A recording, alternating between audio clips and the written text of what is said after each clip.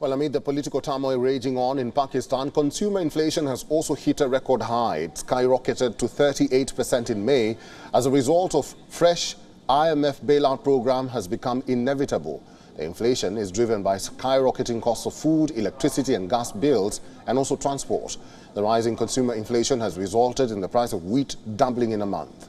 Annual inflation in May was 35.1% in urban areas and 42.2% in rural areas. Food inflation was 48.1% and 52.4% for urban and rural areas, whereas non-food inflation was 26.6% in urban and 32.5% in rural areas.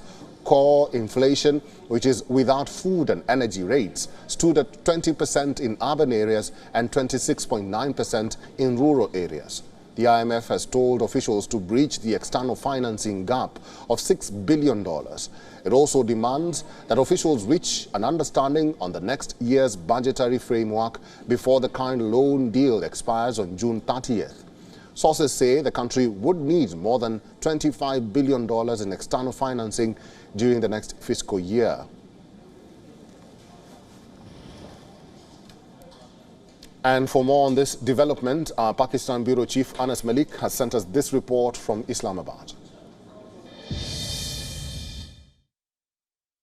Trouble seems to mount for Imran Khan while he continues to get relief. His party leaders continue to jump ship, and in the latest set of those jumping ship of the Pakistan Tehreek-e-Insaf, the former Defence Minister Pervez Khattak, who was also the president of the PTI in Khyber Pakhtunkhwa, has said that he is quitting from party position and that he will consult his friends and announce the future course of his political action in the near future. With that, Imran Khan today appeared in the anti-terror court in Lahore, and his bail was extended by 4 days in the Zille Shah murder case. He's been asked to cooperate and he's been asked to respond to the questions that have been put forward to him, and he said that he will be responding to all the questions that has been asked.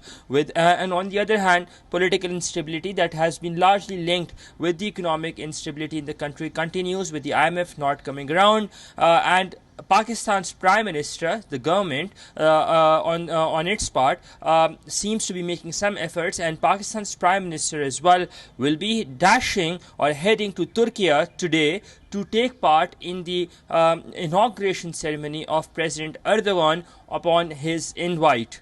Anas Malik in Islamabad, Pakistan for WION. World is One. WION is now available in your country. Download the app now and get all the news on the move.